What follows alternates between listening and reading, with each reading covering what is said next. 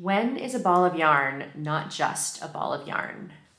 When it's a thrifted sweater that I have turned back into yarn.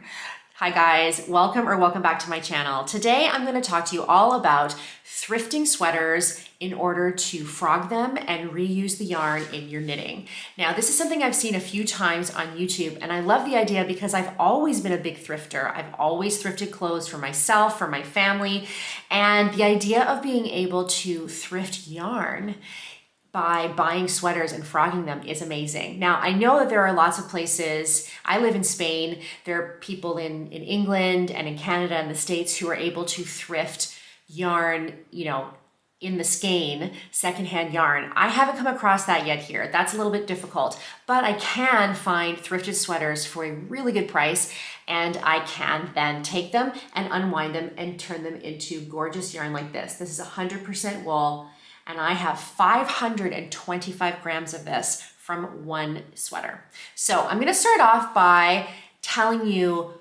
what to look for, what to avoid, and then what I'm gonna do is I'm going to show you what I have already frogged and what's next on my frogging. And then the next video, I will actually show you how to frog. But this is the information that you need first, because believe me, I bought 3 sweaters, paid for them to arrive, and I can't use any of them for that purpose. And so I want you to understand what to look for so that you don't make the same mistake.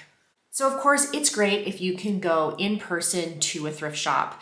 I find here in Spain, finding natural fiber sweaters in a thrift shop, not easy to find, and when I find them, they tend to be expensive. And I don't have any in my town, so I'd have to go into Barcelona. It's a whole day. It's much easier for me to browse online. So when I was in Canada, I absolutely would go to the Goodwill. I would go to Value Village, Salvation Army, and I would find cashmere sweaters that I would take, and I would either wear them or I would felt them and I would turn them into mittens or hats. That was before I was a knitter. And now I'm looking for things that I can unravel and use in my knitting projects. Okay, so I'm gonna show you here my Vinted. And Vinted is an online secondhand thrift shop that people sell from all over. And so I wanna show you a couple of things I've purchased and now how I search for sweaters to frog. Okay, so first of all, let's go to my orders, and I'm gonna show you a few of the things that I purchased that did not work out for me, and I want you to know why. Here's a sweater, and in Spanish it says wool sweater, natural, men's, made by hand. And it says good shape in wool. And you can see here, it's big, there's lots and lots of yarn. I actually thought, I might not be able to frog this because I might feel guilty frogging somebody else's work. And I actually asked the person, I said to her, is this 100% wool? And she said, yes, 100%. Well, when it arrived, I did a burn test because it did not feel like 100% wool, and sure enough, acrylic. Probably a mix, but of course, someone's little grandma is not gonna say that she used half wool, half acrylic for your sweater, right? Because of that, I actually now am not buying handmade sweaters because I can't guarantee that someone actually knows unless they made it themselves, and usually it's someone who made it for them. So I actually now avoid handmade sweaters. Okay, that was number 1. Number 2, again, here's a sweater, and it's big, it's got some great colors. It was also really inexpensive. It was only $3. And so I thought, well, for $3, and again, I asked them, I said, is this 100% wool? And they said yes. And then when I got it, I looked at the tag, and the tag says 58% Ramie, 34% acrylic, 8% mohair. So I said to her, why did you say it was 100% wool when clearly on the tag it says it's acrylic? And she said, they told me it was. My mother looked and said it was. So now I make sure that I ask the person to send me a picture of the tag. I'll show you what that looks like in a sec. That was number 2. Number 3, I was like, okay, I need to make sure for sure that this is wool, because I've now had 2 attempts where people have said it's 100% wool and it's not. So I got this one. I'm looking at it. It says 100% wool. I asked her, can you please send me a picture of the tag so I can see that it's 100% wool. Sure enough, pure new wool. And then it arrived and it serged. So if the seam is serged, it is not a candidate for frogging because you'll just end up with big long strips. It's not going to continue to go back and forth and unwind. And so that was so frustrating to me because I had bought 3 sweaters and not one of them could I use. So make sure that you ask them to take a picture of the tag with the breakdown of the content and then look at that and make sure that you can see on the seam that it is not serged. So here is the sweater that I am going to be frogging next. It is an extra large sweater and you can see here that it says right on it, made in Ireland, pure new wool. And even though they had that picture, I asked for a picture of the seam and I literally said, can you send me a picture of the seams? Because I have a use for this and I need to make sure that it's right. And you can see here, it's not serged. You see, it's almost like a little braid. That's what they look like there. It's like a little braid, not a serged edge where there's thread wrapped around because when they wrap the thread, they cut the edges. And so that's why it is not useful. So you have to really make sure, again, look at that braided edge. Do you see that? That is what you want to see in order to really make sure you're going to be able to unravel this sweater. Okay, now let's look at some of my buys that were good. So the first one, I saw this cashmere sweater. It's from a brand that I've heard of. I can see it says 100% cashmere, and I can see across that neckline that there is a braided edge. So I know that I'm going to be able to. A tip with cashmere is often cashmere can be very, very fine. And if you're gonna try to unravel it, it's gonna end up being so fine that you're gonna have to hold many strands together and then you're not gonna have as much yardage. Plus it's gonna be a bit of a pain. So this one here, when they use cables, generally it is slightly heavier weight. And so I felt pretty good about that. Also, this was €6.50. I can see in the picture that I have the fabric I want and I have no serged edge. And so I bought this. And this is the first one that I unraveled and I did not get as much out of it as I might have because I had to make some cuts to kind of figure out where to go. And I'm gonna show you guys how to not have to do that. But to a certain extent, it is a little bit of trial and error. You do kind of have to figure it out. So here is the yarn that I frogged from this.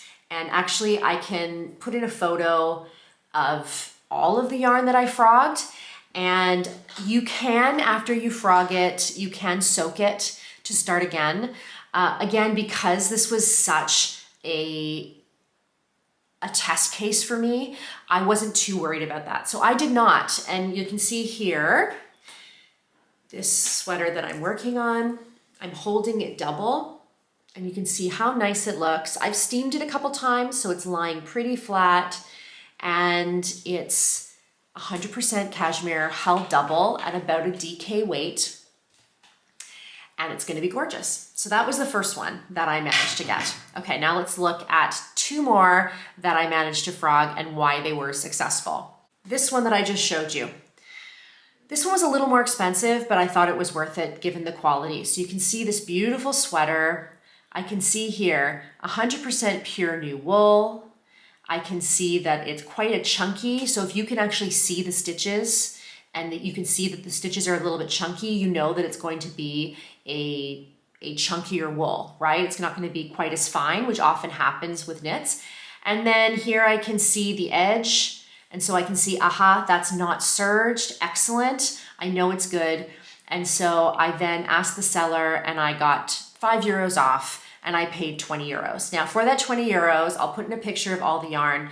I got 500 odd grams of this yarn. It is definitely, I'm gonna guess it's a worsted weight. And I'm actually contemplating buying some Knitting for Olive soft blue silk mohair. And I'm debating pairing that together because this is quite rustic, but I wanted to show you as well, where is this one? Here it is. So all of this whole bag, so you can see in here, this whole bag has balls of this yarn, and I kept the ribbing separate. Why? Often the ribbing is either a different type of strand altogether, or more often it has a very, very fine thread of elastic, which gives it the spring back, which is great, but you don't then want to knit it with the rest of your sweater because say you alternate balls and then you end up with a ball that's like slightly cinched in, right? But I have all of this ribbing that perhaps when I do my sweater, I don't bother doing the ribbing, I can just attach them. And can you see that they have the loops? So I can just mattress stitch this on. Also, I kept the neckline intact. And so I have a double folded neckline. You can see here, double folded neckline. The loops are intact for me to graft it to whatever I make. I may or may not, right? I may decide I want to knit my own ribbing. I might not. But at least I have the option. So I have 550 plus all of this ribbing. So that was pretty great. Then I went for something a little lighter. This cardigan, yeah. Okay, I'm gonna have to show you pictures of the cardigan because it's no longer in Vinted. So here's a picture of me wearing the cardigan. This is a cotton cashmere cardigan. So it is 90% cotton, 10% cashmere. I ordered it, I frogged it, and I have all of this, and this, and this, and this cotton cashmere yarn. You can see here, again, I'm gonna guess this is a light fingering, similar to the cashmere. I probably would knit this double. I also kept the ribbing separate so that I can attach it. I can graft it if I feel like it. You can see all the things there, as well as the loops on the side. And I kept the button band whole. So look, so again, depending on what I make, I could decide to graft this button band right back on if I decide to do a cardigan. I don't know what I'm gonna do, but I thought I can always frog this later if I really needed to, but it does seem like it's a finer gauge. And I just thought it was so cool to be able to just hold on to it as is. I could also use these buttons. So that's everything I've done so far. And like I said, this is gonna be next. And so if you'd like to see me frog this, please do let me know below. Give me a thumbs up and make sure that you subscribe and hit the notification bell so that you will be able to see when I do this. It's going to be very soon and I'm gonna show you every step-by-step possibility. And I'm gonna give you a little preview here. Do you see that little end sticking up? That's gonna be our starting point. That's a woven in end that we're just going to we're gonna pick apart. And once you pull on the right thread, it takes a little trial and error. Oh, it's so addictive too. It takes a little trial and error, but once you find the right strand to pull on, it literally just pulls apart and goes and it opens up and then you can start to unravel, unravel, unravel. It really is the best. So I'll be doing that next time. So I hope to see you there. Let me know if you enjoyed this video and I will talk to you soon. Bye.